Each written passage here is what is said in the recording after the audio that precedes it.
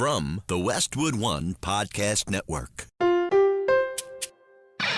Truth. Only one truth. With consequences. And that's the truth that I know. It's time to answer. Bash of the Beach 2000. Many stories. Brawl for all. Definitely having second thoughts. David Arquette is world champion. Publicity. Hear the real story behind the scenes of wrestling's biggest moments. The Montreal Screwjob. Only one person, and that was me. Vince Russo's Truth with Consequences. Over 25 years of abuse. With Matt Koon. And welcome to Truth with Consequences. I'm Matt Koon, and I'm here with the star of the show, Vince Russo. It's been a long time coming. I can't believe that we are finally here. Vince, how you doing? Yeah, Matt, I really can't believe it either. I'm really looking forward to this. I mean, everybody knows, like, I've been doing podcasting now for 4 years, but I usually am the interviewer. So, in this case, I'm going to be 100% interviewee. And, you're going to be the interviewer with your talent and expertise. And I'm just really, really looking forward to setting the story straight on a lot of topics. Yeah, and it's definitely a different thing. And, of course, if you want to hear Vince as the interviewer, you can check him out on the Realm Network. You want to tell people a little bit about that? Yeah, you can go to russosbrand.com. We have a network. It's the Realm Network. We do 9 shows a week. We keep the price down to less than $1 a week.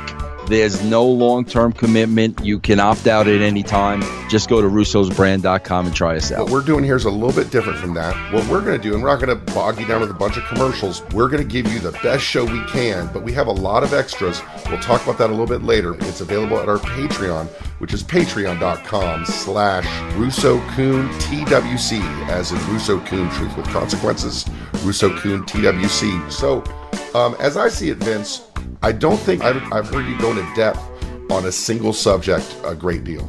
Oh, yeah, no, Matt, and not only that, I get a rap a lot of times that, I surround myself with people that agree with me. And, meanwhile, I've been begging people to come on my show that disagree with me, but nobody ever steps up when they're on the other side of the fence, which is something I don't understand. You have an issue. I'm here, man. And I make myself very, very available. You stepped up. And I said, great, bro. I met you on Robbie E's show. I really liked your work. I love this more than anything. Listen, let's call a spade. Robbie E, Robbie Strauss, whatever he's calling himself these days. Not the greatest interviewer in the world, Matt. Thank God for you. Matt, it was very similar when I did Flair's show, right. And I love Ric Flair. But, if Conrad was not there, I don't know what that show would have been. And it was kind of like the same with you and Robbie.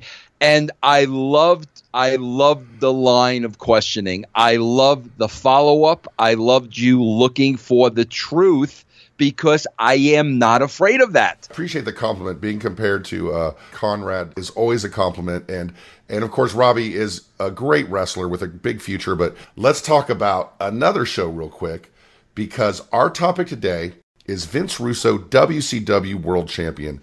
And this was a subject that you picked because Eric Bischoff started a podcast with Conrad Thompson called 83 Weeks, and decided a couple weeks ago to talk about the September 25th, 2000 Nitro, where you won the title. You haven't listened to it. Have you heard anything about it at all? Matt, do you know I've been podcasting for 4 years, and quite frankly, I've been podcasting longer than both Bruce Pritchard and Eric Bischoff. Sure.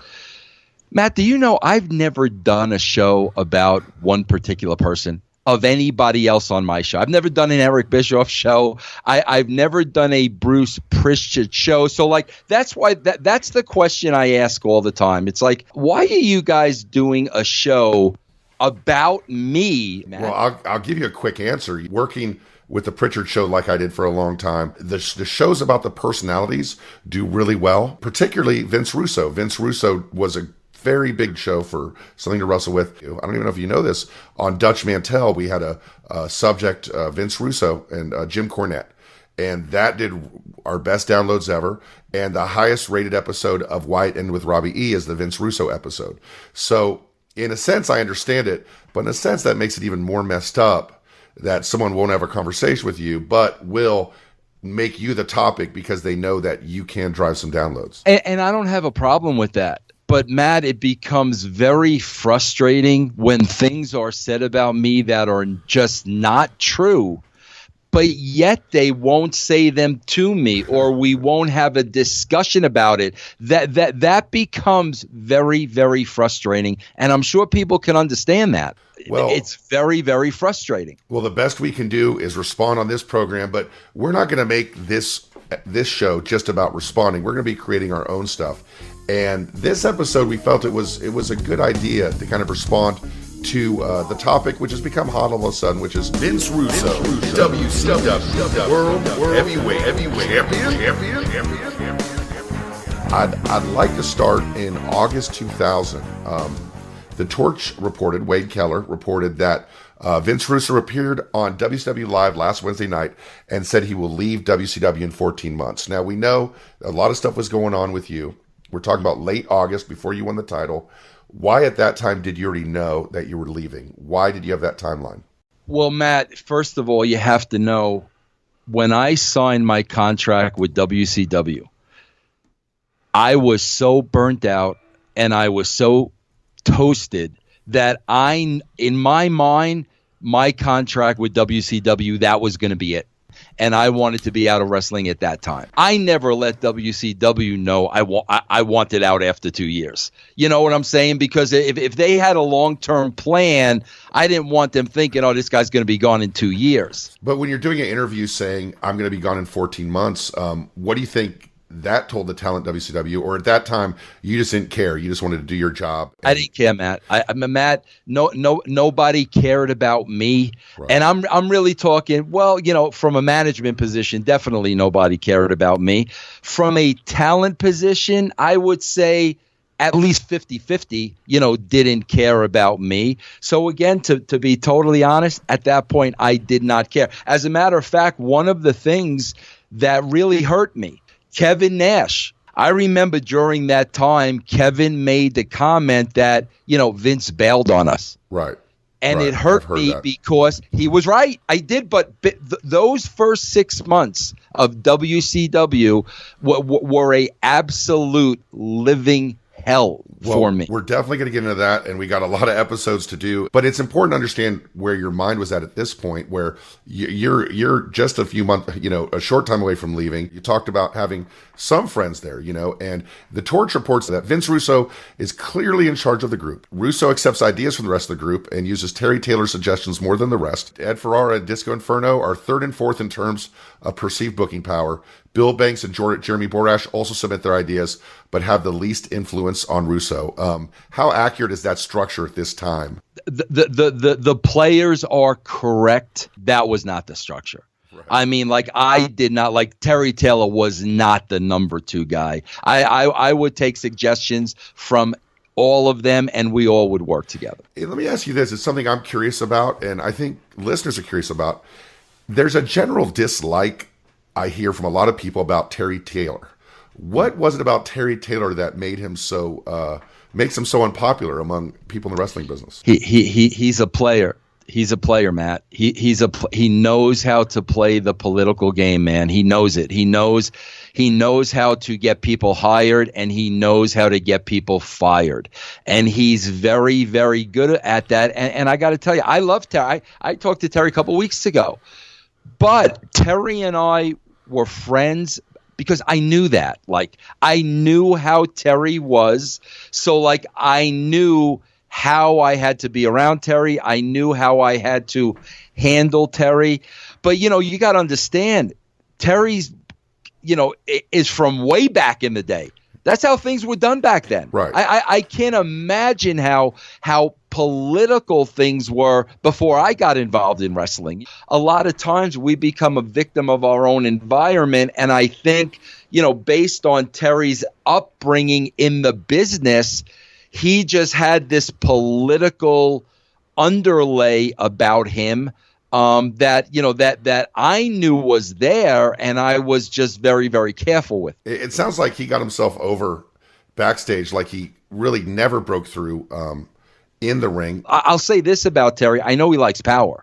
Right. You know, I mean, I know he likes to be the guy in charge. I know he likes, kind of telling people what to do and, maybe being a little afraid of him because he has influence. But, bro, there are a lot of people that fall in that category in wrestling. And, speaking of power, though, the Torch reports and in August 24th that WCW sources report that Kevin Nash is making a backstage push for the WCW title. When was this? What's the date of that, Matt? August 24th, 4 days before he wins the title. Nash is telling others that Booker T isn't getting over like he should and thinks Booker would be better off if Nash wins the title and then he chases. How true is this? Was Nash really invested in getting that title? Matt, as you tell me that story right here and now, I never heard it before. Kevin Nash was known as a big politician backstage. That's not something you ever saw backstage with Kevin Nash? No. That's not what I'm saying. Okay, Kevin cool. Nash was a great politician, the absolute best politician. But you know what, though, Matt? Politician may be the wrong word, because I wish there were more Kevin Nashes today, because Kevin Nash was all about money. Money. Kevin Nash was a businessman, and as long as Kevin Nash was in wrestling and as long as Kevin Nash was on top, Kevin Nash was going to make as much money as he possibly could. I wish some of the kids today would handle the wrestling business the same way. So everything with Kevin, it really wasn't about power. It was about money. And you got to respect that. Yeah, absolutely. You got to respect that. Absolutely. It's one thing to want money. It's one thing to seek out money. But Kevin Nash is particularly compelling if you ever meet him and have a conversation with him. He's really intelligent. He's very intimidating. He's very charming. So it's this weird kind of Matt, you want to hear something really funny, bro? Like I can't quite put my finger on it, but out of all the talents I ever worked with, there were two guys. And the second one is going to be odd. There were two guys I was kind of intimidated by. I was always intimidated by Kevin Nash, and we were friends. Right. And I was still intimidated by Kevin Nash. You know who freaking intimidated me, man, at TNA? And I could not put my finger on it, but I was always very intimidated to go up to him, to approach him, to have conversations with him. You know who that was? Now, I'm trying to think. I can't think of anybody. And it's kind of odd. Jeff Hardy. Oh, really? Yeah, and I don't know why. Like I was always, I don't know why, Matt. But Jeff Hardy and Kevin Nash were the two guys. And Kevin for all the reasons that you said. Right. You know what I'm saying? But yeah. I never understood the Jeff Hardy thing. Yeah, I got to. I don't understand it either. But a few days later, Nash does get the title. We're going to talk about this much more in length another time. War Games 2000, which there was a lot going on in this match. You had a presumable, Goldberg turning face again. You had Nash acting like he was on your side, and then acting like he wasn't on your side, then acting like he was on your side. Bret Hart slamming the door into Goldberg's face, and then Nash walking away with the title, giving you a hug, with your endorsement. What was the thought in putting the title on Nash at the time? Matt, I got to tell you, there are some podcasters out there when they don't know the answer and they don't remember, they make things up. I don't do that. I honestly don't. Now, Matt, I remember the match, and here's why I remember the match. Was a lot of fun. That was one of the times I was actually involved in a match where I didn't get hurt, and it was a lot of fun because I remember being in there with a lot of bodies. I remember, Matt, one of the things with me that always freaking popped me, always popped me was Scott Steiner. He wants people to be scared to death of him. Yeah. Okay. I mean that's how Scott is. But if he's that way to this very day. He's that way to this very day. Yes. But if you know Scott and you get past all that bullshit, the guy is a freaking pussycat. So I remember in that match, anytime there's an opportunity for me to make Scott laugh, right? I'm going to do it, and something happened. I think he put my head right in somebody's ball sack, it was something like that. Where he was doing it as a joke. So that's the one thing I remember about that match. That was one of the matches where it literally was fun. But if you ask me to go back and think of the philosophy of why, I couldn't tell you, Matt. Well, let's talk about this. real quick, and it's one of these things. I really, one of the goals is just, to try to see if we can, reach maybe some self-reflection more than what we've heard. I know that's what a lot of people want to hear, but you're going to tell your truth. When you were booking like a match like this, or the match we're going to talk about later, do you think you had a tendency to overcomplicate things? Well, Matt, you got to understand, a writer does not book matches. Okay, what a writer does is, I might need certain spots in a match. Okay, like I may need wrestler A to turn on wrestler B. I may need a wrestler to run into the match. I may need, so there are certain things in a match that I will need. The only thing that I am really in control of as the writer is the finish. So basically, again, I was very respectful to the craft of what these guys did. I did not sit there and tell them what to do throughout the entirety of their match. So that's not. I was not a wrestler. That was not my forte. That would have been very, very disrespectful. I left that up to the talent and the agent. I just made sure what was vital to the storyline had to happen. Who was your go-to agent in a match like this? Of maybe not, you can't remember who particularly agent this match, but at the time, who would be the person that would lay out a match like this? I would probably be relying on Terry Taylor to make sure, because Terry was in the booking meetings. Terry was a wrestler, so I would probably make sure Terry made sure we got the finish that we needed. So here's the big question that a lot of people have. Why did Vince Russo have to be front and center in not just what we're going to talk about, but even in War Games 2000, where you were very involved in the entire show on camera? Matt, people got to remember, because I know Eric made some comments. First of all, one of the comments, and Matt, I don't listen, Eric. Why am I going to listen to a guy that won't have a conversation with me face to face?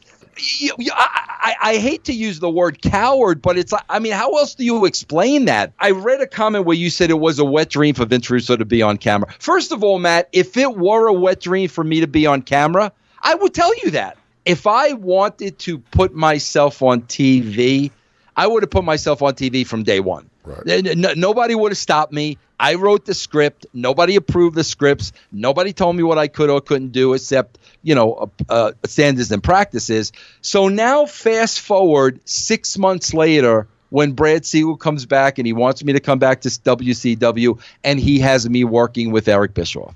Okay? When we're brought back, it is made clear to us how freaking important it is to get the ratings back. And I made it clear to them, the day that I was hired. Guys, I understand it's important for you to get the ratings back. That does not happen in a week.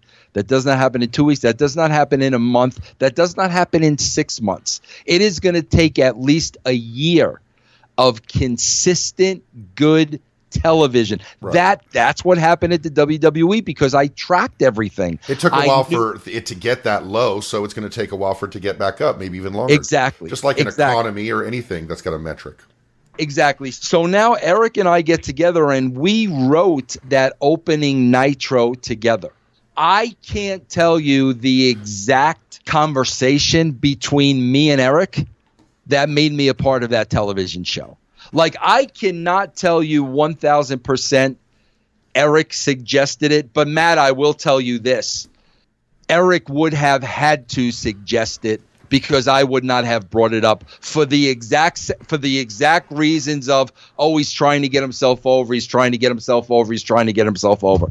Well, according to this great book, Nitro, that I just finished reading, which is you would even like it. It's a very intensive study of the entire Nitro experiment.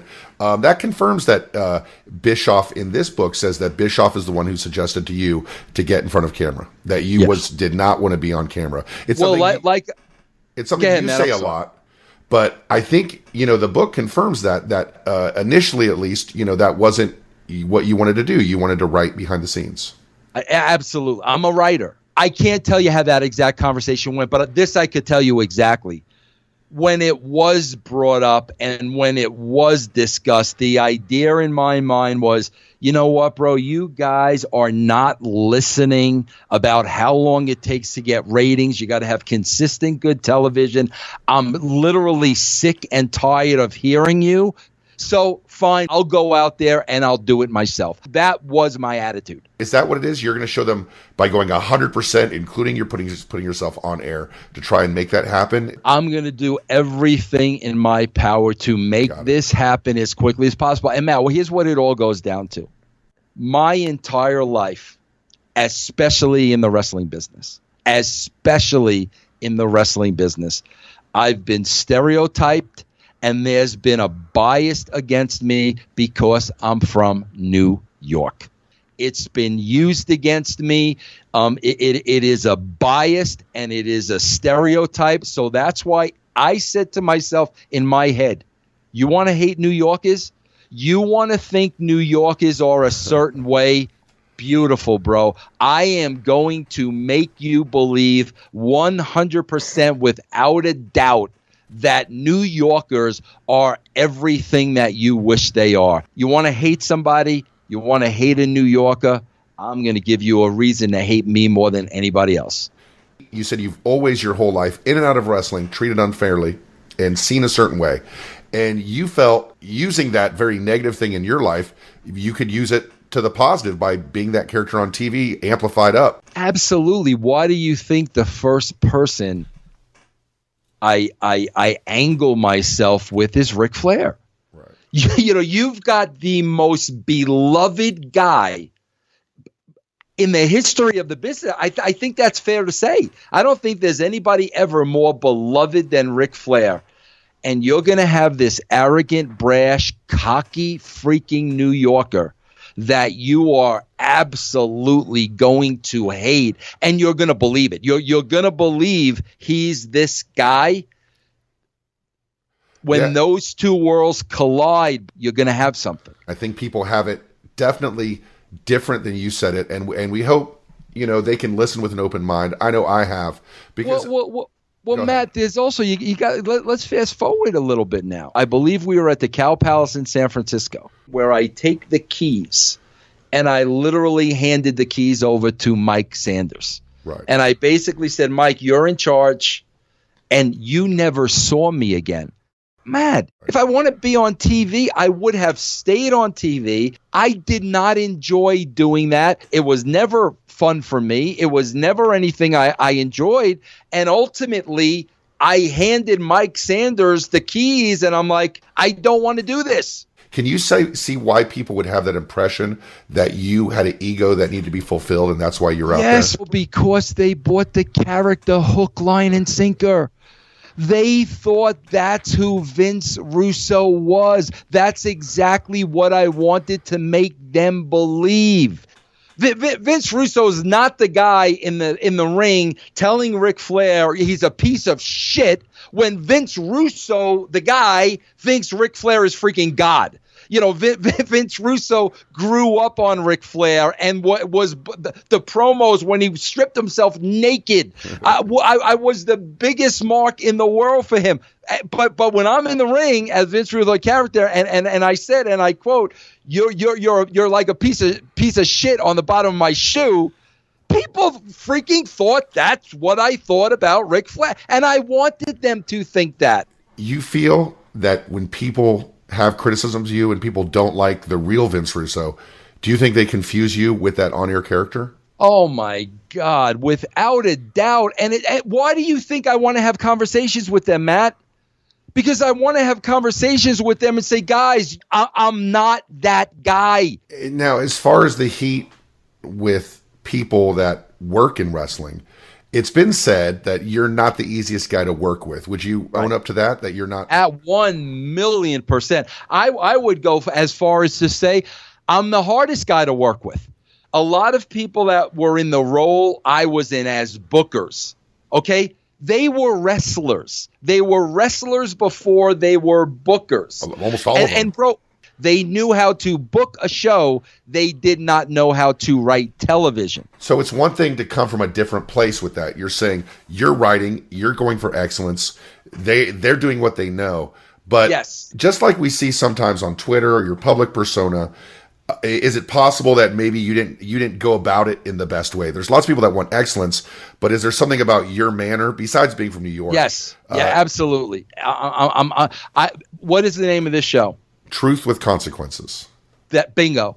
Would I get frustrated? Absolutely, Matt. I would get frustrated, and would I not be political, and would I not wishy-wash and taptoe around? No, Matt, I probably wouldn't. But I think sometimes that takes the course of bluntness and yes, agreed, unfiltered talk. And I think in an environment with people with egos, that doesn't work so great, right? Absolutely. Speaking of getting people to watch or people to listen, if you want to hear more of Vince Russo unfiltered, you can check him out on the Realm Network. But also, speaking of wrestling shows, on our Patreon right now, we have a watch-along. And that watch-along is, I got Vince to watch Okada versus Omega, the 6-star match, the match Meltzer calls the greatest match of all time. We haven't watched it yet, but I think that's going to be something very interesting for our listeners to listen to. Don't you think, Vince? Oy vey, man. I got 2 words. Oy vey. Those I got 2 words for. But I will sit there and I will watch. And so whether I like that style or not, I'm going to sit there and I'm going to watch that match. But see, here's the problem, bro. Sure. If I critique that match because it's not my style and it's not what I like, I will be criticized and buried for that. Well, we will. I guess we'll find out. But there's one subject. It's pretty undisputed. Whether I read the Nitro book or whether I read The Death of WCW or I listen to podcasts or I listen to Bischoff, what is undisputed is that you were injured. You had concussions. You had dizziness. You had nausea. You took a hit from Big Vito at one time. The cat caught you with a kick to the head. And Keller reports that you appeared on WCW Live after the War Games and you weren't yourself. That listeners reported that you were having trouble finishing sentences. You struggled to remember the last name of Scott Hudson. And then you postponed a booking meeting the next day. Just as a side note, Sure. I did that yesterday too. But go ahead. So how bad was it? Mac, this is why I say I never got involved in the matches, and the boys and the talent, they laid out their own matches. I am not a wrestler. Even though I went to Johnny Rods' school in Gleason's gym and went through what wrestlers went through because I wanted to understand the business. How long did you train with Johnny Rods? I would say probably 6 months. Yep. Johnny Rods has trained many professional wrestlers and was an enhancement talent, but also, a successful wrestler for many years. Man, this is so funny. So like somehow or another, I've booked myself in this steel cage match with Ric Flair. Right. Okay. The Ozzy Osbourne of professional wrestling versus the Donald Trump of professional wrestling. Okay, bro, the guy everybody loves versus the guy everybody hates. And where was it gonna escalate? At the Phillips Arena in Atlanta. This is freaking Ric Flair. Right. Like, give me a freaking break. Right. So I'm like, Rick, tell me what we're doing. So Rick goes, okay, but this, we're doing this, but then I'll do this. And I'm just listening. I'm just freaking listening because I don't want to make Rick look bad. Right. So Matt, he flies through it one time and I'm like, okay, let's go through that one more time. And he looks at me, he goes, what for? I'm like, what do you mean, Rick? I've never done anything like this before. He goes, bro, you're in there with me. We went through it one time. We don't have to go through it again. And I'm like, oh God, bro, like sick to my stomach. I'm going to make Ric Flair look bad. And Matt, very, very early on in the match, Ric Flair gave me a Russian leg sweep and something as simple as not tucking my head. You could see my head bounce off the mat. Wow. And I knew because like when he picked me back up, something was off. But now, Matt, keep in mind, I know something's off. I know I'm not feeling 100%, but I also know at some point I got to climb to the top of that cage. Right. Matt, I was scared to death because I know something's wrong with me. and I've got to climb up to the top of this freaking cage. But I also knew I'm doing this with Ric Flair. So, I went with it, and I let him basically like guide me through the entire match. So, Matt, I go home that night, and I did not feel right. And I went to bed. I remember like going to bed and sleeping in my basement because I did not feel right, and I did not want my wife to know. And I'll never forget, bro, the worst feeling in the world the next morning. I had the TV on, Matt, and when I woke up and my eyes opened, the TV set was here and like the picture was over here. I could not put the picture in the TV. And I'm like, I remember like blinking a couple of times, and I'm like, I at that point, like you're scared. I'm not a worker. I'm not a wrestler. Matt, I literally remember crawling up the stairs. I could not walk up the stairs. Okay? Matt, I had to go to work that day. And Matt, bro, we're in the wrestling business. If I sell this, they're laughing at me. I'm a wussy. Right. That's what you deserve. Right. All that you shit. You can't handle it. Right. You can't walk in that place and sell it. So, Matt, I'm concussed, and I know I'm concussed. No time to go to a doctor. I showed up that next day at work. I was out of it. People were talking to me, and I was trying to no sell, and I was out of it. This is where I was stupid. You didn't stop. I did not stop because the pressure for the ratings did not stop. And it was my ass. And, Matt, I got to tell you, when I got in the ring with people I considered friends, they were purposely clipping me in the head. And I remember I don't remember the veto thing. I remember Cat catching me. Right. I remember Steiner catching me, and that was their message. And I get it, bro. That was their message. Like, bro, this is our ring. Like, you think you could do this? This is our, and I get it, and I understand. I was in their freaking world, and they basically said, okay, bro, you think you could do this? And bro, they kept catching me in the head. I got my freaking ass handed to me. But that's the thing, Matt. I totally understand why.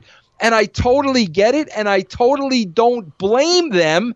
But in my position, I had to say that. And I had to try to say it in the most disrespectful way as possible. But there wasn't a disrespectful way of saying it. They were going to take it that way. So basically, I'm concussed. They're still catching me. Then I have the incident with Goldberg where Goldberg smartens somebody up beforehand and basically tells somebody I'm going to hurt him. That's what Goldberg said, because we're rehearsing the whole day. And I said, Bill, I've got a concussion. You've got to make sure you land me between the barricades. I've got a concussion, bro. No problem, Vince. No problem. Goldberg spears me through that cage head first into the guardrail. Well, we're definitely going to talk about that spear, which takes place in the match that we're going to get to in a second from the September 25th, 2000 Nitro, which is what we're talking about. One thing I've heard, though, is that you wearing the football uniform and the hockey helmet was really, in reality, for protection, not part of your character, but it was a shoot, right? Absolutely. And I know what they're doing. I know what, and like I said, Matt, it's like, I get it, guys. Like, I understand, because in their mind, you can't do what we do, and we're going to send you the message and make it clear to you. Bro, I got that. I understood that, and I accepted that. At the end of the day, I was still writing a television show. So even if it meant me being physically hurt, that was the commitment I was willing to make for the show. So looking back, was that a mistake? Because at the time you had authority, you had power, you were Vince Russo, you were running the show.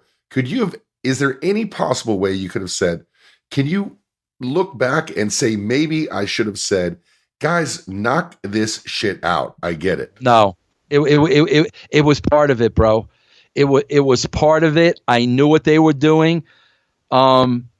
I don't want to say I respected them for what they were doing, because they hurt me. I mean, they hurt me, and I've got effects from those concussions today. Vince Russo's mind was different before he ever set foot in a wrestling ring. As soon as I was done with that, the first thing I noticed immediately was I could not think as quickly as I could. Things were not coming to me as quick, and I knew it. I knew it immediately. To this day, I still have effects from that stuff. And for all those Vince Russo haters out there, and I know there's a lot of you, and some may feel justified, and some may not believe a lot of what they hear today, and that is completely up to you. However, the concussion thing is legit. It is confirmed.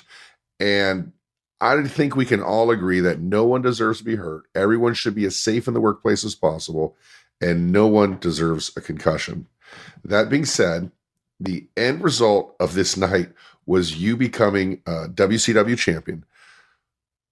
At the beginning of the night, did you know that when the show ended, it would end up with you being WCW champion? Oh, yes. Oh, yeah. Well, it's kind of interesting that you say that to me, Vince, because Lance Storm has said and is on record as saying that Booker was under the assumption that the match would end in a draw. What is your reaction to that? No, God. See, I mean, see, what was Lance Storm in? Why is Lance Storm in the booking meeting? How would Lance Storm know the discussion, what took place in a booking meeting? Absolutely 1,000% false. The finish from the beginning was exactly what we laid out. So before you all send your hate tweets to me or tag me in Lance Storm stuff, I'm a big fan.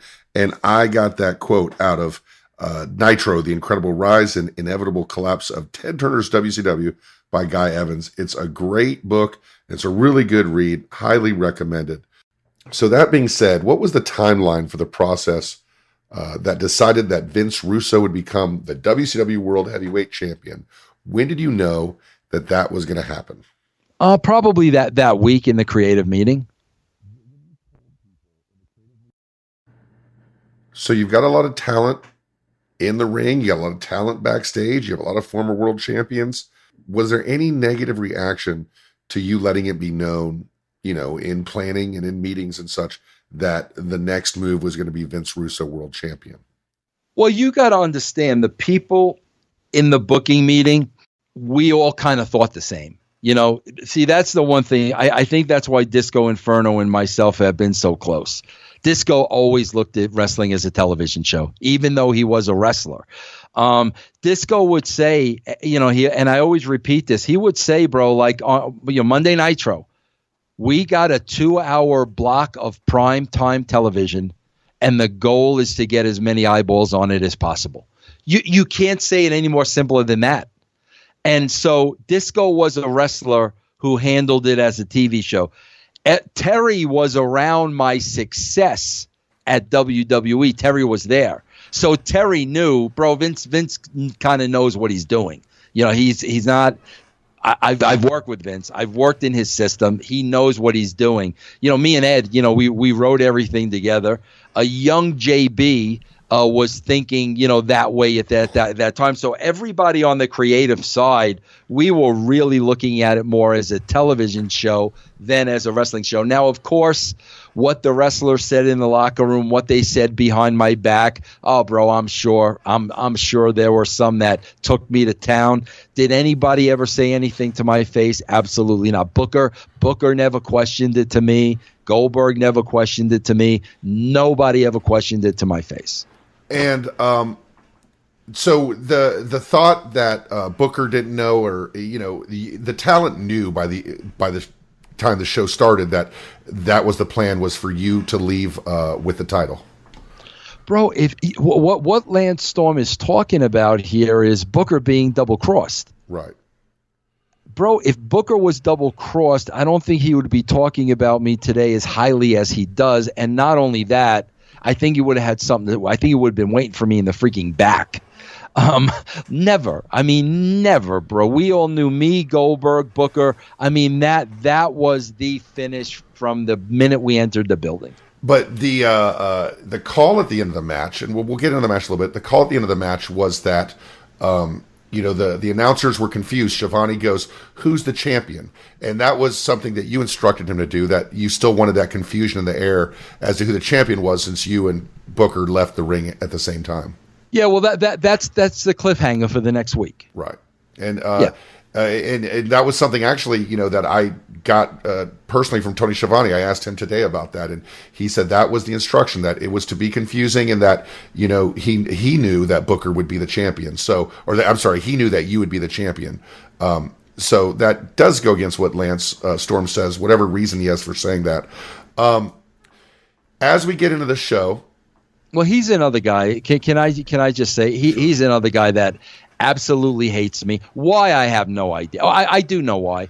Lance Storm is a guy that we put 4 titles on at one time. Could not have pushed him any more at WCW. I don't have a bad word to say about Lance Storm at all. I liked Lance then. I like Lance now. But Lance has grown to hate me for the exact reason many, many other people hate me. He has a different wrestling philosophy than I do. Matt, that's the first time I've ever heard that. I've never heard that before. Absolutely 100% untrue. And there are people that would back it up. I mean, obviously, Tony said you could talk to Disco Inferno. You could talk to Jeremy Borash. I mean, there's 10 people out there that can confirm the story. It's interesting to me that he dislikes you, because on the show, he looks like $1 million. He has a really good short match with Sting. It's apparent to me you have kind of this circle of guys that you have faith in, about 6 fellas, like Steiner, Jarrett, Booker, Nash, Goldberg, Sting. But it seems that Lance was the guy kind of knocking on that door. Did you see, if you'd have continued with WCW, do you think Lance would have been at the top of the card at some point? God, I think if we would have continued to book him that way, he could have been. And that's just like why I scratch my head. It's like, Lance, I don't, but I mean, all right, bro, we don't have the same wrestling philosophy, but you don't have to hate me over that. Yeah. And he was, I don't think anyone can argue that Lance Storm was booked extremely well in WCW. Yeah. Agree. I think that's also something that, even your detractors will say, well, yeah, Lance Storm was awesome in WCW. But and I want to give Disco a lot of credit for that too. Disco had a lot to do with that. I mean, a lot of that stuff was Disco's stuff, and I want to give him the credit for that. So as we move the show along, I do want to talk about something. We're not going to go card, match by match down, but I want to talk about something that Bischoff relayed many times, was that your desire to be over in front of the New York crowd. You wore a Giants football outfit, and Borash was your lackey, wear a Yankees jersey. You came out and kissed the ground. You talked about how much you love Long Island. If you're a heel, what was the purpose of doing all that? I'll never forget, because first of all, I don't want to be over with the people in New York. I want to be over as a freaking heel. But Matt, I'm new school. I'm a heel. I'm from New York. I'm a New Yorker. I grew up on Long Island. I went to see the New York Nets and Julius Erving play in the ABA. I can't tell you how many times at Nassau Coliseum. You know when I hate more than anything else? What's that? When you freaking got a heel, and he goes out, and because I'm a heel now, I'm going to bury my hometown. Right. I was a New Yorker, and I wore being a New Yorker proud on my sleeve. So when I go out in New York, I'm going to put over New York. If they cheer for me in New York, who cares? See, that's the thing with people like Eric. They're so old school that you're either a babyface or you're a heel. It doesn't matter whether you're a babyface or a heel. What matters is that the people react to you. You want the people to react to you. So if they loved me on Long Island because I was a Long Islander, then they loved me. I was getting a babyface reaction in my hometown. And that's the difference between me and Eric Bischoff as far as writing television.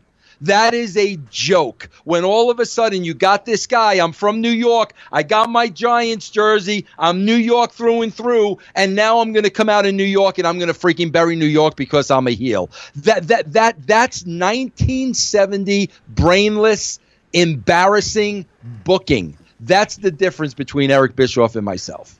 So it's a couple things, really. It's synonymous with what you were saying earlier, was that your heel persona backstage and in life fed into this New York heel persona. But it sounds like to me, and it's nothing I've ever heard before, that you were kind of going for a Bret Hart Canada thing here. Okay, Matt, it is New York against the world. So nobody from New York is going to go out there and turn on New York. That would have been the absolute most unbelievable thing I could have done, because New York was the only family that I had. New York were the only people that were on my side. For me to have gone out there and shot on New York, I would have threw up in my own mouth. Well, and it worked, like I said, it worked really well for Bret Hart when he was, in Canada. He was, unapologetically from Canada, and then he was booed in the United States. It worked well for him. So who wouldn't think, especially with your viewpoint that is New York against the world, that it would work? And Matt, how many times are we going to go to New York? Right. I'm saying, like, that is the only show I remember me doing in New York. WCW didn't make it up there very often, very infrequently. And, speaking of getting over, if you want to head on over and listen to Vince Russo Unfiltered with a bunch of guys that he's known for a long time, like Ben Hameen and Disco Inferno and Stevie Richards and Big Vito and all those shows over the Realm Network. And also make sure you check out our Patreon, because not only is this conversation much, much longer, but we have bonus content every week, including video shows, as well as watch-alongs and fun stuff this week. Right now, sign up right now, and you can listen to me and Vince watch Okada Omega, the 6-star match. Now, this match coming up may not be a 6-star match, but we're going to talk about it now. The Booker T versus Vince Russo for the championship. Of course, you got in that position by the week before by pinning Scott Steiner after Booker interfered. A lot happened in this match. Mike Awesome and MIA and Filthy Animals, they all came out to watch the match. You pulled out a ladder. Lex Luger walks out of the crowd. He makes his return. He hands you a lead pipe used on Booker. EMTs come to the ring to check on a ref that took a bump. One of the refs was Ric Flair, and that was a big moment where the crowd popped, and he put you in the figure 4. And then it looked like at one time that Booker was going to win. He stands by the cage, and Goldberg's music hit. Now, is that the original plan, for him just to stand there kind of dumbfounded, or was that, do you think, kind of a mistimed deal? It sound, from what you're telling me, Matt, I have not ever watched that match. Wow. Ever. I was in the match. I've never watched it. Well, so you telling me that, I would have to guess it was a timing cue. And of course, his music comes out. He stares at Booker. He comes in the ring, Goldberg that is, and he eventually spears you through. At the same time, Booker comes out of the ring. Now, I'm going to ask you again, does this sound kind of complicated, overly complex to you, or do you think this sounds like what you would want to do? The way you lay that out to me, it sounds overbooked, but if it sounds overbooked, the reason why it's overbooked is because I'm coming out with the title. Right. So in other words, there had to be a lot of shenanigans happening for that to be believable. So to a purpose.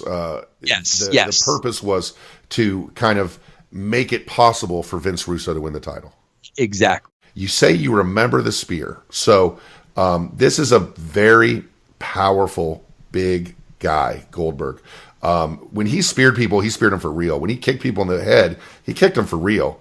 A lot of times. When he slammed them down, he slammed them for real. What do you remember about that spear? And, here's the thing, like, if the dirt sheet writers didn't hate me so much, this would be their headline for the week. but they'll ignore me and they'll ignore this show because God forbid anybody listen to Vince Russo. Matt, can I be honest with you? Go ahead. You know how you went back a little while before and you mentioned about, me wearing the hockey jersey and the helmet and this and that? Right. Matt, I'm telling you, if I did not have on that hockey helmet, he could have killed me. I'm not exaggerating. He literally could have killed me if it would have been my head against that barricade. And you know what? Maybe if I didn't have a helmet, he wouldn't have done it. Right. So, I've got to say that. I got to say, if it was just my head, maybe he wouldn't have done it. But maybe the fact that I had the helmet on, he might have thought, well, I'm going to do this and it's not going to hurt him. I don't know. But I do know there was enough of an impact that if I did not have that helmet on, God knows. Now, Keller reports in the Torch that there were stories going around that said Goldberg said, I'm going to get him just before spearing you. But backstage witnesses say that he actually appeared to be legitimately concerned for you. I think those two things can exist in the same universe. I've heard you contend before that you think Goldberg really laid it in on purpose on you there. One of the boys recently told me that he had told them, I'm going to, how did you put it? I'm going to get him. Yeah. One of the boys recently told me that he said that. And that was the first time I had heard that.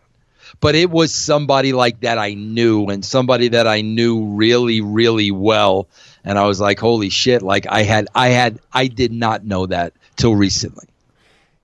As a result, you won the title. You announced it on the Thunder taping the next day, and you didn't have it long. So on Thunder, you said that you won the title, but you don't feel like you should have it, and you're going to give up the title. What was the purpose in you getting the title in the first place if you're going to give it up so quickly? My character. Because if you go back, I remember this vividly. I remember the next day we shot Thunder. So it was so I had the belt for a day. Right. Okay. And I remember the next day going out there, neck brace. Okay. The whole 9 yards. And I remember saying in character, I had nothing more to prove. And in character and out of character, I think those were pretty similar because you said later that you knew that October 2nd, which is a week later, after winning the title, you knew October 2nd would be your last show, and you were never coming back. You opted out of the Australian tour. You were hurt. You stayed in San Francisco. At that time and point, you knew that you were done. When did you make the decision that you were done? The last Goldberg spear. That was moment. Matt, like I knew, like I said, bro, I got the concussion with Flair, and with Flair, that was my fault. It had nothing to do with Flair at all. But then I said, I remember getting caught by Cat. I remember getting caught by Steiner. Okay. When I got that Goldberg spear, I knew that like one more blow to the head could really, really, really do serious damage. And that's when I'm like, I'm out.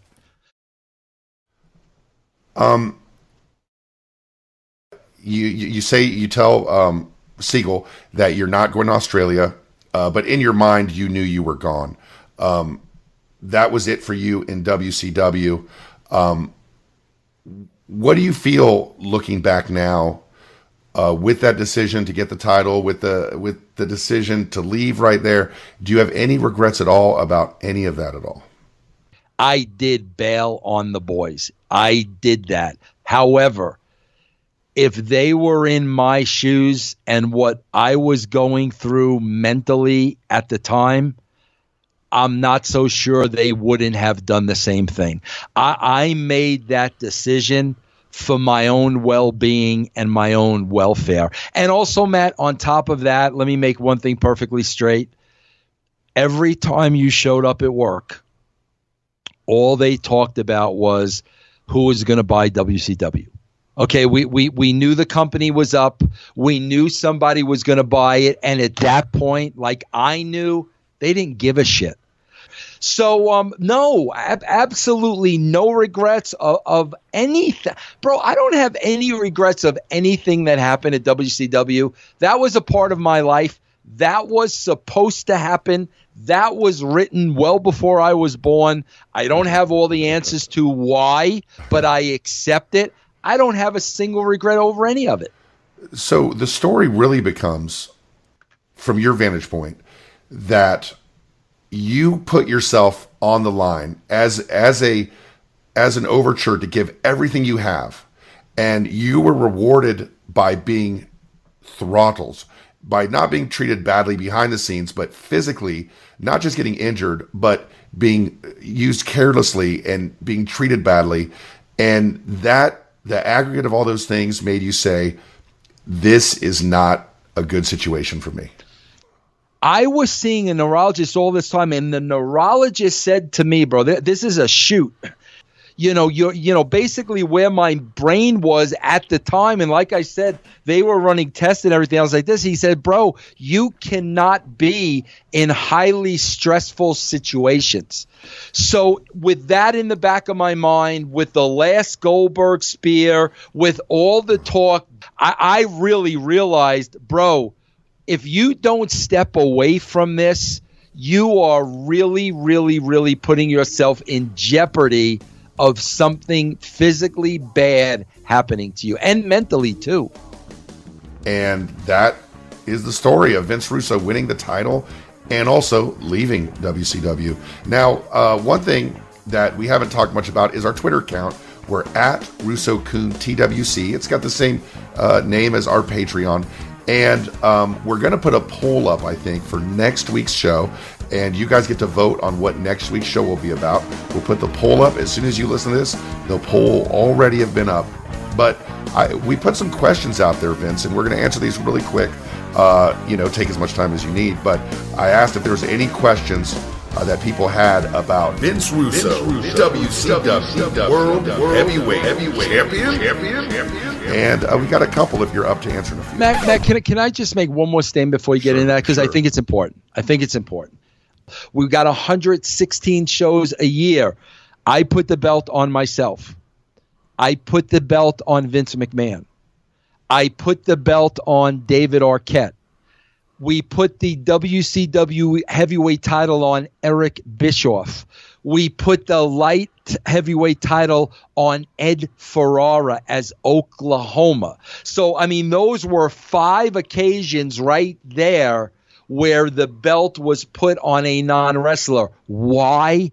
Because you're looking to create stories. You're looking to create content. And not for the wrestling fan, for the television audience, for the casual wrestling fan. That's what you're looking to create. So all of those things, if I was in that same position, I would have done exactly the same way today. Unless you're a writer, you will never understand that. So go ahead with the question. So we asked our awesome Twitter followers, and we appreciate you guys following us even before we had a show at Russo Koon TWC. If they had questions about Vince Russo, WCW World Champion, and a lot of them we answered, but let me just get a couple that kind of are sticking out to me. This is from California Inferi. I believe he's a brand member, which is, of course, what you guys call yourselves over there at the Realm Network. Was Major Guns a ratings draw? Did that rub the boys the wrong way that she was featured the way she was?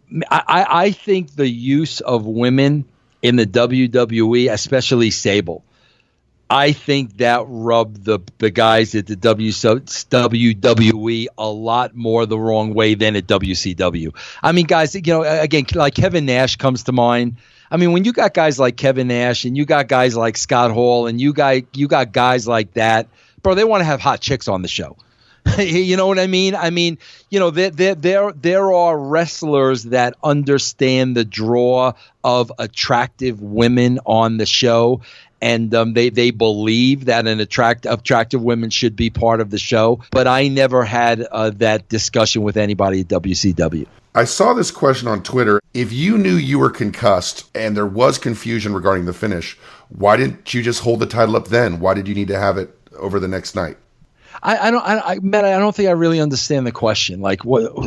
So I guess, at the end of Nitro, right? Goldberg spears you through, Booker walks through, Shivani goes, who's the champ?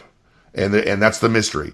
After the show, you realize you're concussed. You realize you're not able, maybe not even feeling it. Why did you go through with you being the champ instead of just holding it up right away as a result of a draw or something like that? Matt, you want to know the truth? Go ahead. I won the title on Monday. I cut the pre-tape on Tuesday for Thunder, where I relinquished the belt. Okay? Right. That gave me one night to take the WCW title home with me. And I actually slept with it, Matt. Did you really? I slept with it. I walked around the neighborhood and I rang people's doorbells to show them that I was the WCW champion. I had my wife take pictures of me fully clothed and naked with the WCW title. I woke my kids up. I went to Tuesday morning. We were still in it, wherever we were. I went to the church to have the belt blessed by the pastor. No, Matt, bro, that's a good question. I don't have an answer to that. That was never considered. Vince Russo was not in a room writing television by himself. Right. You know what I'm saying? I mean, we met as the committee that you spoke about when we were writing the TV. Myself, Disco, Ed, Jeremy Boresh, Terry Taylor, whoever else was there. So we discussed all this stuff and how we were going to play it out. That was never brought up and that was never discussed, and that's a good question, and I don't know the answer for that. I guess I just felt me actually winning it was a better story. I mean, I guess I just felt that way at the time. We have a question from Steven Swayze, who said that Vince McMahon won the Royal Rumble and got huge heat. Were you just going back to what worked? Do you wish you could have built the storyline longer leading up to this for a bigger payoff? No, because I knew, bro, I knew after I won the title, I knew I was going to give it up immediately. I knew that. I mean, we knew when we were writing television, we were writing Nitro and we were writing Thunder. So we knew exactly what we were going to do. That's where right there, Matt, you can just put a freaking bullet in the theory of, Vince Russo putting the title on himself. I could have put the title on myself for 3 months. I could have put the title on myself for 6 months. I could have. If that's what I wanted to do, that's what I would have done. But the story was I won the title in a fluke. I almost got killed winning the title. That was the story. Then, pertaining to my character, the promo was I got nothing else to prove. I proved that I could be the WCW champion. I walked in that cage and walked out the champion. I got nothing else to prove, and I'm putting up my belt. So, that story worked for my character. I did not have the belt for any length of time, so it was really no harm, no foul. I think after that was the belt determined through a tournament. Yeah. So that opened up more television for us, more weeks, more ideas, more creativity. So that was basically the mindset at the time. Okay, this is from Justin Kearns. Was Goldberg ever confronted for handling you badly on the spear? And also, had you not gotten hurt, where was the Goldberg-Russo feud going to go in the end? Number one, not that I know of. I never said anything to him, Number two, I was already hurt. Matt, I was kind of on my last leg. You know what I mean? So, even if that spear didn't happen into the barricade, it was coming close to the end for me. So, I don't know where it would have went because I was already hurt. And because of that, it wasn't going anywhere. Well, you said it all, Vince. You heard it here. This has been the first episode of Truth with Consequences. We went a little long today, but if you want more of what you heard in a much longer show, go ahead and head over to our Patreon, which is patreon.com/RussoCoonTWC. Check us out on Twitter at RussoCoonTWC. And Vince, you're located at the Vince Russo on Twitter? Yes, the Vince Russo. And I'm also on Twitch. If you guys want to check that out on Twitch, but you could just go to Vince Russo Live on Twitch. And, the Twitch is really great, too, if you're trying out the Realm Network, because a lot of your shows, most of your shows, I think, on the Realm Network, you actually do the first bit of it for free on Twitch. So not only do you get to get a taste of what you might get on the Realm Network, but you get to see it on video as well. Yeah, absolutely. And I did not do this for this show because, I mean, this is going to be exclusive Westwood One. This is going to be exclusive our Patreon. This is separate from the brand. So these are the only two avenues you're going to get to hear this show. And that's going to be Westwood One Sundays, and that's going to be on our Patreon. Yeah, it is. It is Sunday. It's Truth with Consequences Sunday. And in closing, I think I'd like to thank everybody for listening to our first episode. We've gotten so much feedback, good and bad, before the show even got on. And I think people in general just need to remember that it's just wrestling, and we're going to get to the answers. We're going to, ask the questions you want to hear, but guys, it's just wrestling. And I have gotten an insight into the world of Vince Russo the last few weeks. And, it's pretty crazy what you go through on a daily basis, Vince, with the tweets and the feedback and the hatred. And, I think it's all a little bit silly considering it's just someone mad at a wrestling writer. Yeah. And like I said, Matt, from day one, bro, like it was my job. My job was I was the writer of the show. And my job description was get as many people to watch the show as possible. Period. End of story. I mean, that was it. So that's why I took every single show very, very seriously. And we take this seriously. And we thank you guys for listening. Make sure to go over to the Patreon. Check out Vince Russo watches Omega Okada, the 6-star match. And we'll see you next week on Truth with Consequences with Vince Russo.